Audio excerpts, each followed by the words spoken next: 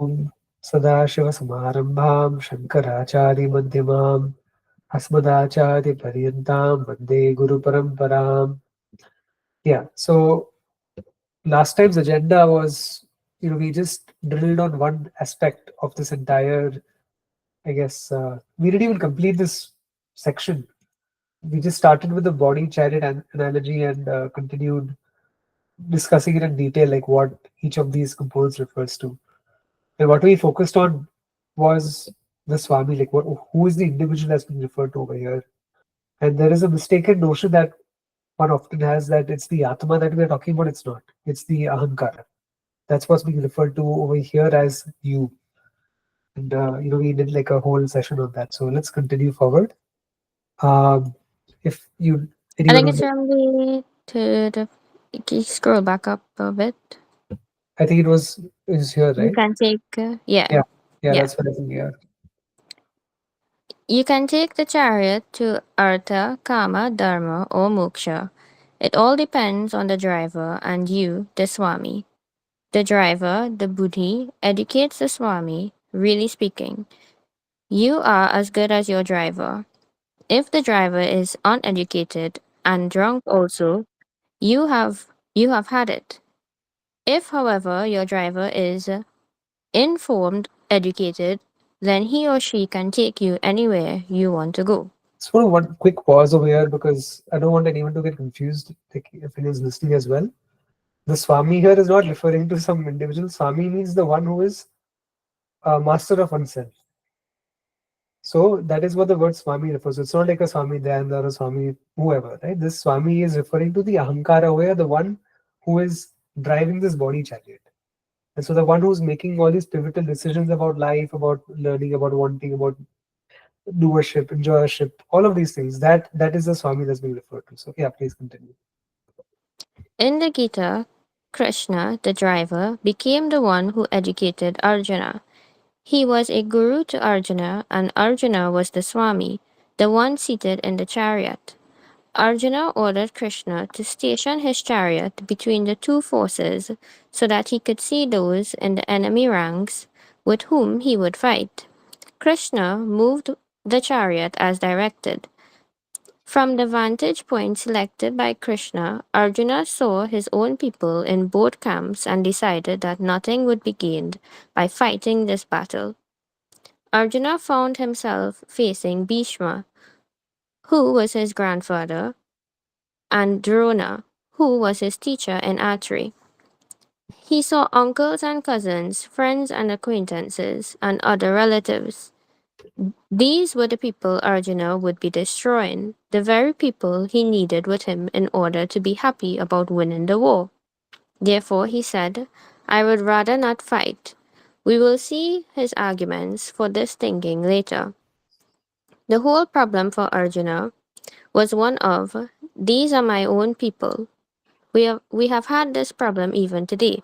For example, when we say my people, we mean that our people can get away with doing anything and other people, unknown people, cannot. But in Arjuna's case, the people were not unknown. If the opposing army had been made up of men who were unknown to Arjuna, there would have been no Gita at all. Krishna would only have had to drive the chariot, nothing else, and Arjuna would have fought. But Arjuna happened to see people he knew, people with whom he was connected, with whom he had to settle accounts, and people who, in the process, might die. This is what bothered him, as it should have. It would bother any cultured person, any mature person. These were the people who really counted in Arjuna's life. Duryodhana also saw the same people, but it did not bother him as it did Arjuna, because his value structure was different. There are a few select people in everyone's life whose opinions count. You may not want to be seen by them on New York City's 42nd Street, for instance. This may not be because you do not want to be there, but rather because you are afraid of what these people will think of you. You do not want to fall short of the good opinion they have of you. These were the people who were standing in front of Arjuna, against whom he was supposed to fight. So yeah, I mean, this is such a fundamentally true thing that we let people who are close to us get away with things. Sometimes one shouldn't, but we still allow that to happen, and our boundaries get invaded. It's very easy to set boundaries with strangers. Like, you have a property demarcation, right? Like, strangers are not allowed on your property. If they are, then you know it's not illegal to hurt them in some states, which I'm not suggesting one does. But like, let's say if somebody breaks into your house, yeah, that person breaks a leg or something, that's it's not on you, it's on them.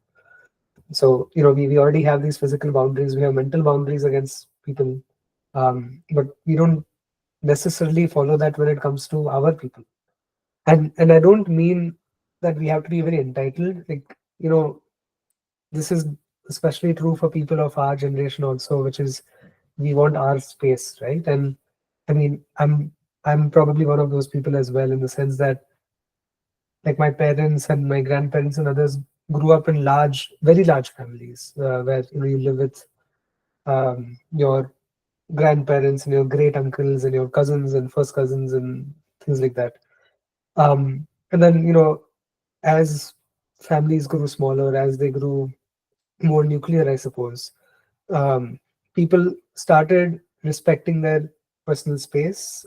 They started developing stronger wants, stronger likes, stronger dislikes, and stronger habits about how things should be.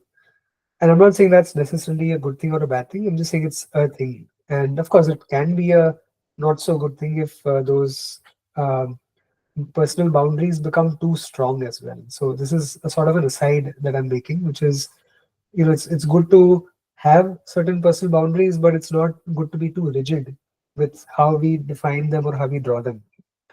But this is speaking of something else, right? Where you could have a close one rather, and they are taking advantage of you in some given situation just by virtue of you being in a relationship with them.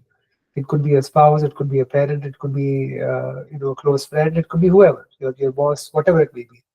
Like, whenever people are close to us or related to us, it's a lot harder to push back and to give feedback. It's a lot easier to set those boundaries with strangers. So this is something that Arjuna also suffered, which is, he wasn't fighting an enemy clan. This was his own family that he had to fight with, and that's why the whole Gita had to take place. Because if it was an enemy clan, he would fight. But this led to the dilemma. So yeah. Any thoughts, questions there before we move on? Okay, like to continue. Arjuna's dilemma. Because Arjuna no longer wanted to fight, he had a problem. According to the code governing the war in those days, there was no such thing as a successful retreat. Either you won or you lost, the loss amounting to death, since the fight was always to the end. Thus, Arjuna knew that in order to hoist the flag of victory, he had to destroy all the people in whose company he would be happy and in whose absence he would be unhappy. Arjuna wept, not out of fear, but out of compassion, out of sympathy, out of care. His response was that of a mature person. He began to think that war was not the answer to the problem, which of course was true, given that the loser always prepares for a comeback. The First and Second World Wars are recent examples. No one wants to accept the fact that he or she has lost. Not only did Arjuna think war would not solve the problem, he also felt that its aftermath would create great confusion in the society. Since all the able bodied people would be destroyed, the society would have no leadership, and the very structure of the society would disappear because people would be confused as to their duties. Even Dharma, for the sake of which Arjuna was supposed to win the war, would be in trouble, for there would be no one to carry it forward to the next generation. Dharma is both a discipline and a life of a discipline. The values that govern that discipline are also dharma. This lifestyle, this dharma, has to be handed over to the next generation by the present one and is not something that can simply be bottled and buried for the future. Dharma is something that has to be lived. Thus, when you protect a person who lives a life of Dharma, you are protecting Dharma. You can protect libraries, but you can never protect scholarship unless you protect the scholars. Protection of the scholar is the respect you have if you value scholarship. When a society values scholarship, the people will sell their shirts to gain that scholarship because it commands their respect. This was the situation in India. A king would come to his knees when a scholar entered his court. When scholarship is valued, respected in this way, the scholar will be protected and valued. Only then will scholarship continue. Similarly, to protect Dharma, you have to protect the one who lives the life of Dharma, the Dharmi. And if the Dharmi is protected, meaning that he or she is respected and valued, then everyone will want to be a Dharmi. Arjuna naturally thought that by destroying these people, there would be no one left to live a life of Dharma, and that the Dharma itself would thereby be destroyed, the very Dharma he wanted to protect by waging the war. The battle was supposed to be one of Dharma, but the very fighting of it he thought would endanger Dharma.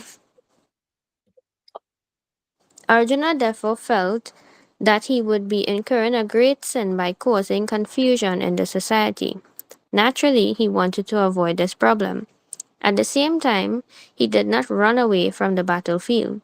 He did not jump out of the chariot and run towards Rishikesh, which was only a short distance away. Instead, he dropped his bow and arrows and sat back in the chariot, as we will see at the end of the first chapter of the Gita. Yeah, very beautifully explained. And Pujya Swamiji doesn't present Arjuna as a loser here. Okay. Sometimes some people will give him the short end of the stick, being like, "Oh, Arjuna, he got deluded before the war. This whole Vishada happened. He got overcome by sorrow and all." Pujya Swamiji is being empathetic over here. He says that, look, there are people who tuck their tails between their legs and just run away, and that's not Arjuna's lot. Arjuna was a valorous person. He was not afraid. He was not a coward. He did not want to escape his responsibilities. He was overcome by a very common thing that you would have for anybody in this situation, which is compassion for your near and dear ones, right? Like I could share certain examples offline as well about certain situations which are mirroring a little bit of the Gita in my life also right now. But that's essentially what Arjuna was doing. That he understood dharma. He may have been a little confused about what his particular swadharma was in this situation, but he was not ignorant about what dharma was and how dharma had to be protected. And the fact of the matter is that today, if you look at people like Bhishma Pitamaha and the other elders in his family who he would ultimately have to destroy in this battle, they were good people. They were good people who made a few wrong decisions, and clearly on his mind, it wasn't to go out and destroy these people because they chose the wrong side. It would be very hard and harsh for any of us to do that as well. So it is understandable what Arjuna went through. It was a very humane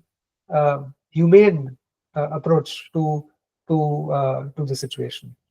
Nonetheless, that being said, in spite of all of this empathy, Arjuna's overall perspective, when you weigh the odds, is incorrect. The reason it is incorrect is because there are people who have assembled on the battlefield to fight. The war was already declared. Okay, let's not presume that if Arjuna decided that I will not fight, Duryodhana is just going to go home. He would slaughter the Pandava army. That's all. You would have one less person to fight, and with Arjuna out of the battlefield, it's going to make victory a lot more difficult because he was one of the the key players.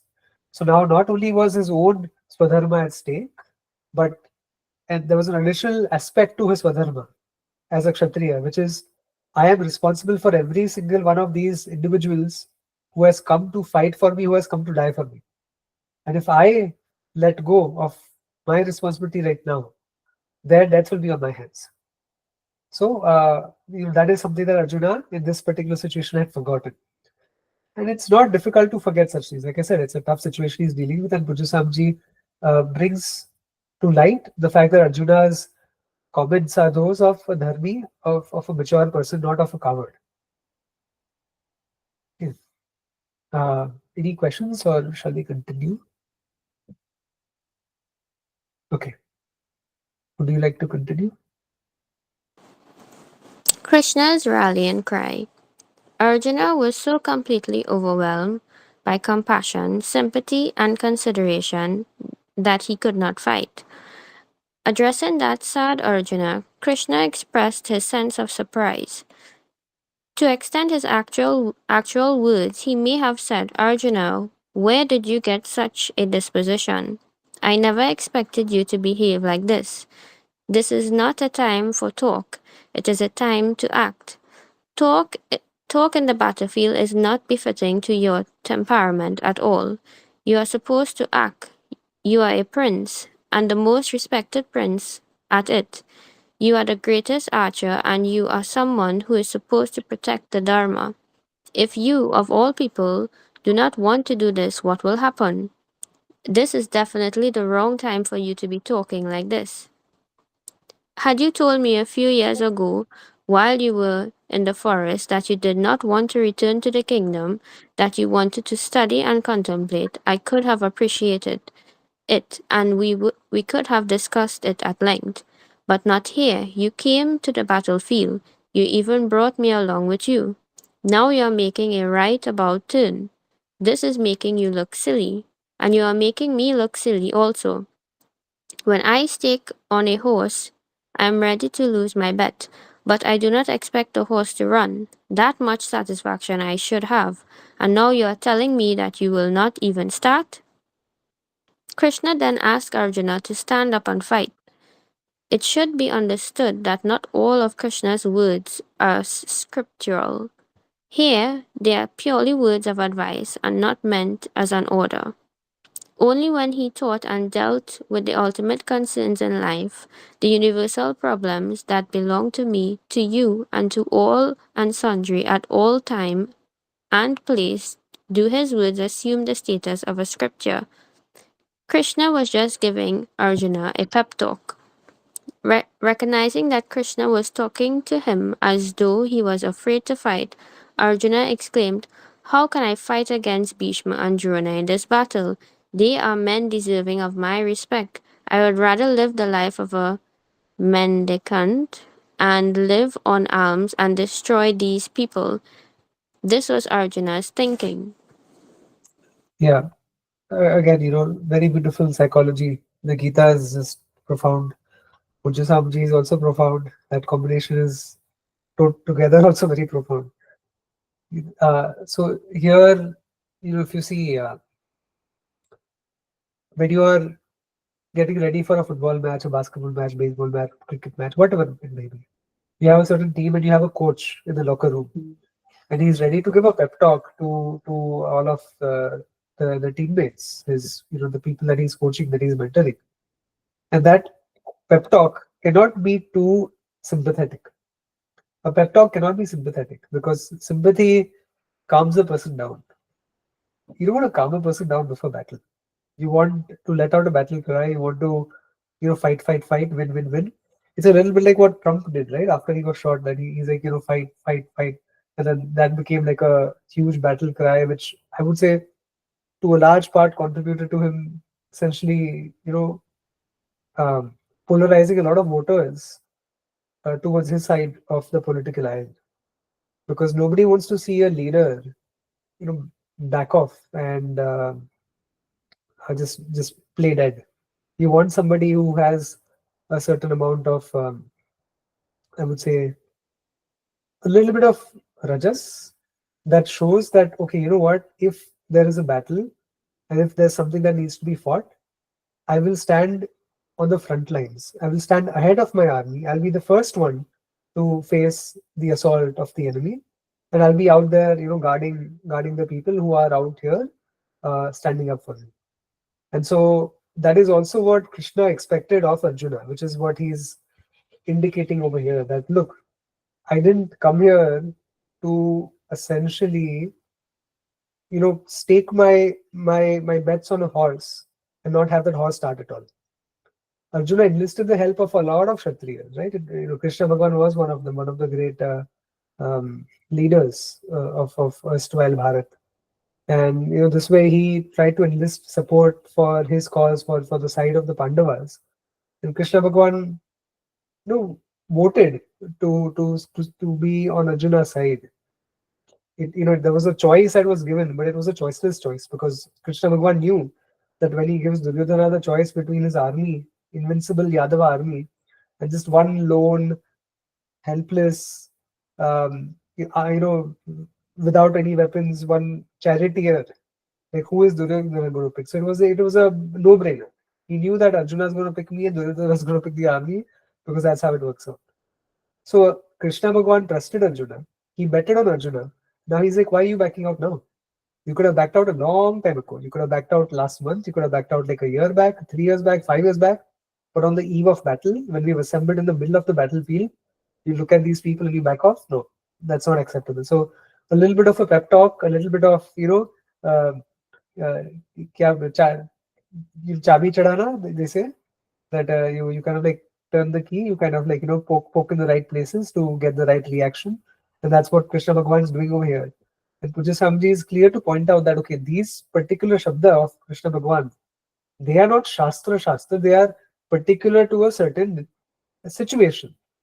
But the moment he starts talking about, Shochan and Sochaswan, Prajnavadam, Subhashase, all of these things from chapter 2 onwards, that is Gita Shastra, that is Upanishads, that is Brahma Vidya, that is a Pramana. Okay, so anyway, questions before we proceed?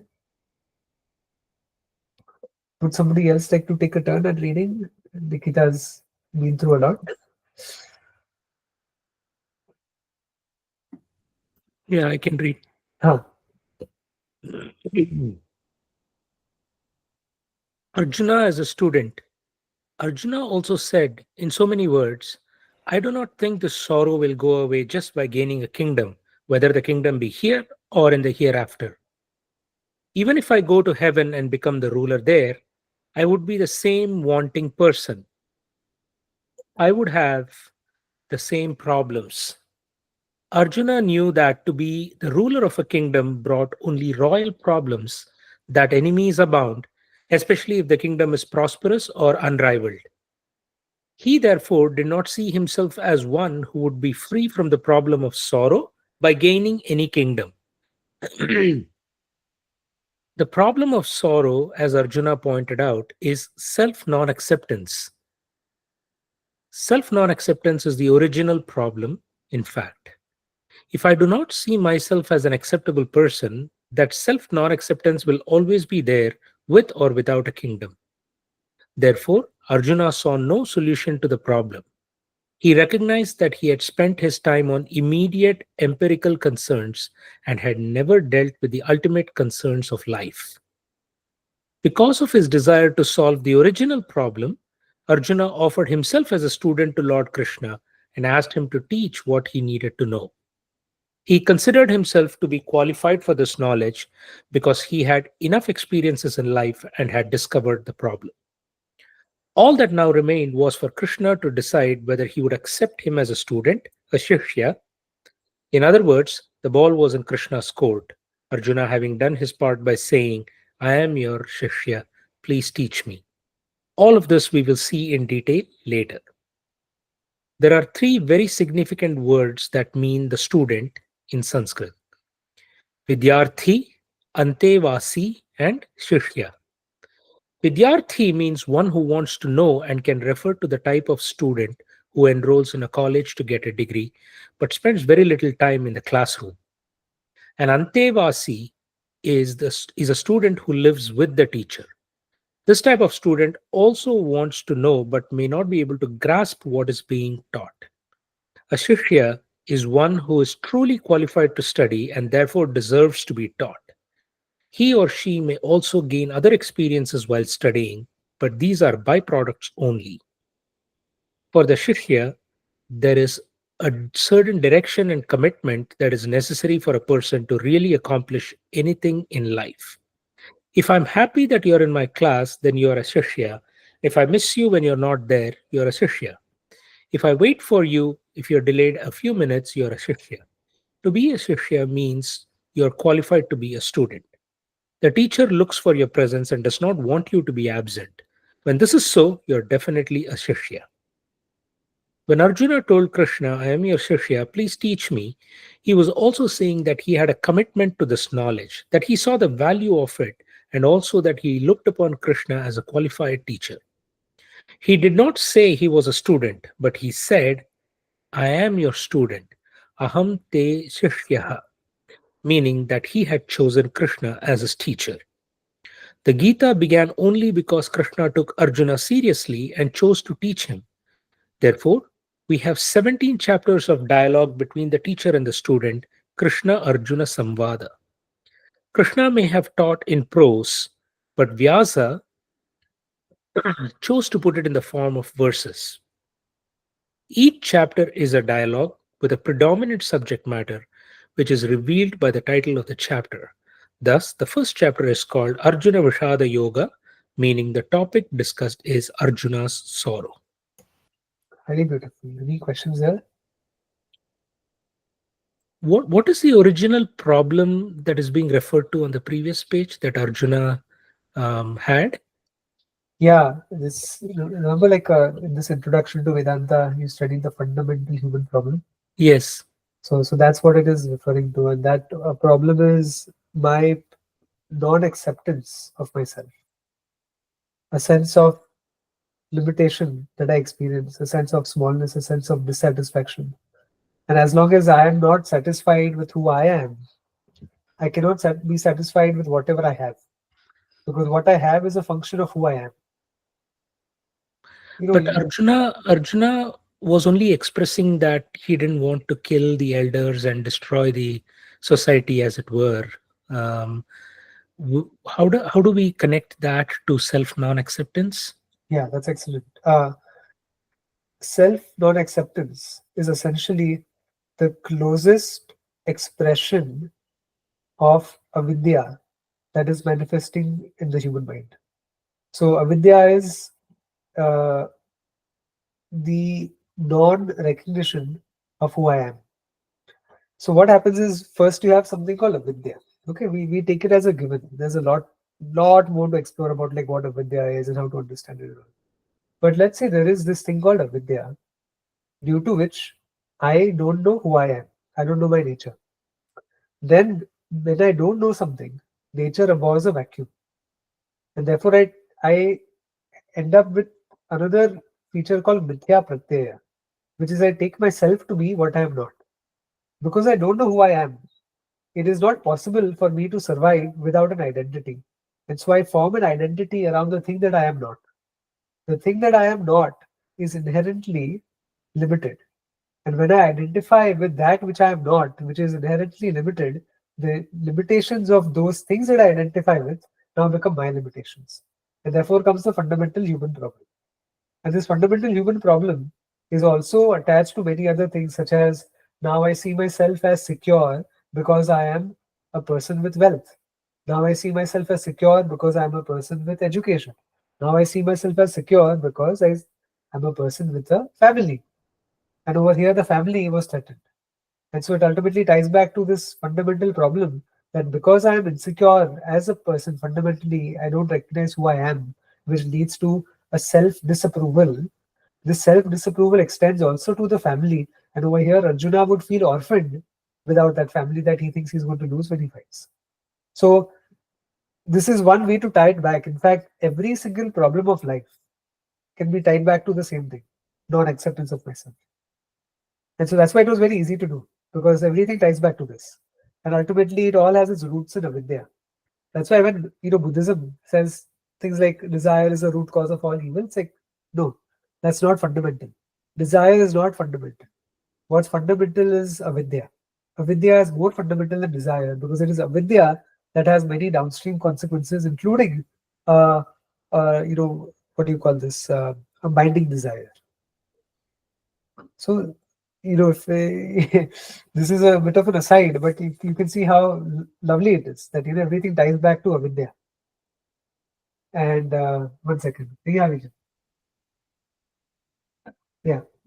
And the best part about Sanatana Dharma is that oftentimes you might have heard this rhetoric that Shankaracharya ji, Adi Shankaracharya, was influenced by the Buddhist teachings and he was a Prachanda Buddha, which is very ridiculous because, first of all, I'm not dismissing the teachings of Buddhism completely. There are certain good aspects to it, especially if somebody wants to focus a bit on meditation and things like that. They have developed certain techniques, just as we have as well, right? We have deep teachings of tantra, and if you look at our uh, tantric texts, there's a lot of meditation over there. All types of you'll have like chakra based meditation, you'll have kundalini meditation, you'll have this meditation, that meditation. A lot of things we have. And then Buddhism also has developed certain teachings of their own. But one of the things is ultimately you cannot. And this is a bit of a social commentary. It's not related to what we just looked at. See, if I create a tradition that is in response to something else, or if it is meant to be a reformation of something that exists, it's never going to have a level of purity associated with it. Because if I reform, it means I have to reject. And you are throwing the baby out with the bathwater. So, for example, I don't know the social context of how things were 2,500, 2,600 years back. We have read. So some people can cite that, okay, maybe there was a lot of ritualism going on, and maybe this Buddhism, Jainism, and other things were a response to too much of a ritualistic lifestyle in Sanatana Dharma. Whatever, I would say I would take all of those things with a grain of salt as well, because if you look at it in the West, Buddhism is glorified and Sanatana Dharma is vilified. So I would not take a historical account of why Buddhism came to be a reformative tradition and such. Let's say there was some reason for it, whatever that reason may have been. It is also true that originally the original Bauddha granthas acknowledged all of the Vedic rishis. I think I don't know what those sutras are or what. There's a specific name to the sutras. But for example, Gautama Siddharth, whom we call as the Buddha, he bowed down to all the Saptarishis associated with the Vedas before he authored his works as well. So there was a lot of respect given to the Vedic rishis, the Mahatmas also. But over time, what ended up happening was that schism became an othering of Sanatana Dharma. Usually, when two clans separate, over a couple of generations, you start seeing the other clan as an enemy, not as an extended family. And so that's what happened with Sanatana Dharma and Buddhism, particularly in the case of Buddhism, where there were a lot of back and forths and I would say commentaries written from acharyas of both camps, where they would essentially try to negate the teachings of the others. If I have to speak very objectively, let's assume that I'm not a student of Advaita Vedanta. I don't know Puja Samji, whatever it may be. It still seems that the teachings of Sanatana Dharma, Advaita Vedanta, as taught by Adi Shankaracharya ji and the whole Upanishadic literature in general, is a lot deeper than anything that Buddhism can offer or any other tradition in the world can offer. And there's a very simple reason why. We go back to the fundamentals. I ask an open question to anybody, right? What could be more fundamental than Satchitananda? I can't think of anything more fundamental than existence, consciousness. It's as fundamental as you can get. You cannot reduce it to something more fundamental. Now, Buddhism completely skips this idea that Satchitananda is even asti, because they say that nasti. It is not. It is not existence. Shunyavada. It is all shunya. It is not existence. That's one flavor. There's another flavor which is much worse, which is like Kshanika Vijnanavada, where they take the Atma to be the mind, the Antakarana. Because like a Kshana, you have a vritti that exists for a Kshana, an instant. A vritti comes, a vritti goes. So that is instantaneous. And so they say that the nature of the self is instantaneous, like a kshana. And it comes and it goes and it comes and it goes and appears and disappears and so on and so forth. So that is not a very tenable position either. And frankly, whether tenable or not, it doesn't sound very appealing, does it? That you come in and out of existence. It sounds a little unappealing. We are not quantum particles. And then there are other schools as well. But anyway, the point I was trying to make is when we talk about our fundamental teachings, the root cause of all problems is also more fundamental. We talk about avidya, not desire. Because today, why will you have a desire? Let's ask the question why, and it will take you back to avidya. But you can't go from avidya to something more fundamental than avidya in terms of why the fundamental problem is there. For example, I have a desire to eat sweets, and I'm diabetic. So can I say that desire is the cause of an evil in this particular situation? Not really, because the desire is an outcome. I feel limited, and I feel that if I eat a cake or whatever it may be, I'll feel a little better. And that sense of inadequacy in that moment is what gives rise to me saying that I want to eat a cake so that I feel better. Again, it goes back to avidya, inadequacy. So that sense of inadequacy is more fundamental than a desire. And even more fundamental than the sense of inadequacy is why that inadequacy exists, is because the nature of the self is not known. Inadequacy is a pratyaya, it is taken up as a mithya pratyaya. And then on top of that are desires. So desires are two levels above avidya. In between you have wrong identification, and then you have avidya. And even more fundamental than avidya is Satchidananda Atma, the self. So our teachings are so fundamental that you cannot make them more beautiful. You cannot reduce them further. You cannot negate them for sure. And anyway, it's a very good practice to be able to take any issue that we are facing in life and take it back to its fundamental cause. It helps. It brings a lot of objectivity. But if I say desire is evil, I'm not addressing the problem. I'm addressing or the cause. I'm addressing the symptom. And if I address a symptom, it's like it's sort of putting oneself on a guilt trip. Because I have desires, I'm a human being, I will have a desire. In fact, in our tradition, we don't treat desire as evil. Because we say it is Ichha Shakti, Jnana Shakti, Kriya Shakti, Pradayini, right? Lalita Sastram, for those who are familiar. So it is a glory of Devi, a glory of Mata, of Shakti, my ability to desire. And somewhere down, as we study the Gita, Bhagavan will also say that I am present in your mind in the form of dharmic desires. So desires are not evil, but we have to understand what the cause of that, or what the foundational structure is underneath the desire. And that will tell you a lot about yourself. Because every desire will tell you what your fundamental inadequacy is pointing towards. Because we all take up different inadequacies in our lives. And those inadequacies are presented as insecurities. And the fact that we are all insecure is a given. But we are all insecure about different things based on the identities that we identify with. Very beautiful. Yes. Was Arjuna was a so Arjuna had avidya, and he was excessively attached to his family while forgetting his duty. Is there any desire in this stream of reactions? It is the desire to have a happy family, a complete family, a full Okay. family. Desire to be a family man. And I Okay. want to be happily reunited with my grandfather. I want to learn with him. I want to study with my teacher Dronacharya. I want to do this. I want to do that. I want us all to be together again. Why should we kill each other? Okay. It is a desire to be a family person. It is a very beautiful desire. It's a mature desire.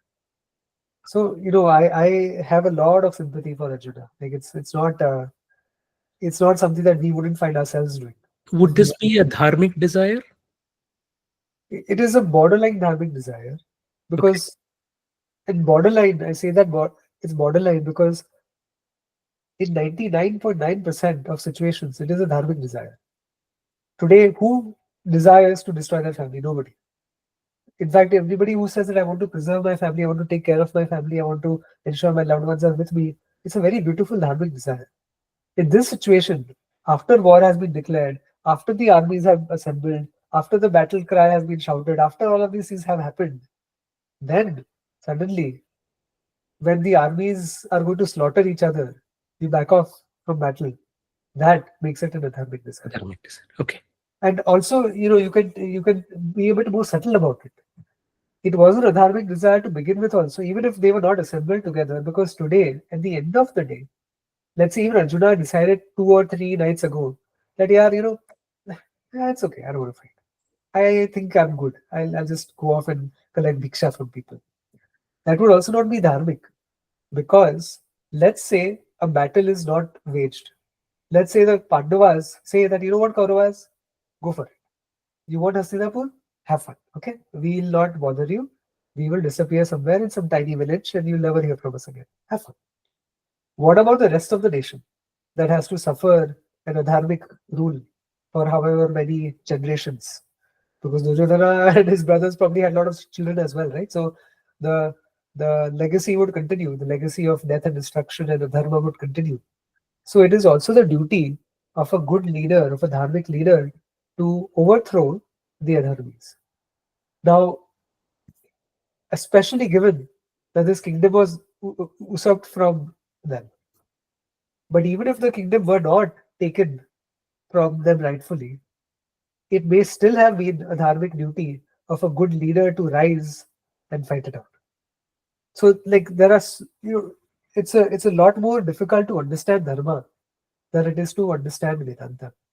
I mean, Vedanta is more subtle for sure. Like, I'm not saying it's not, it's very subtle. But the subject matter of Vedanta is the Sadvastu. It is one thing. And therefore, one can have complete knowledge of that one thing. But one cannot have complete knowledge of Dharma, because there are infinite layers of Dharma, because there are infinite connections that are relevant to a dharmic decision. Dharma is a bit more like a spider's web, right? Like you tingle it a little bit over here and the whole web starts vibrating. So every action that we take has very broad repercussions, and that is how dharma is. That is how karma is, really. Karma is a more difficult thing to understand than Vedanta. But the good part is you don't have to understand it, the karma. You just have to have a sense of what the dharmic action is.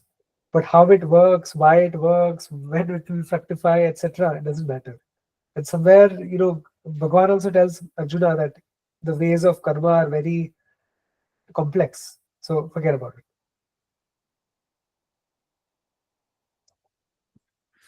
I think we covered quite a bit. Any questions, or we can meet next week perhaps? Happy to discuss otherwise. All good? Okay. So let us meet next week. We'll keep it to like 45 minutes for a few weeks, just till things get a bit more settled. And I'll close.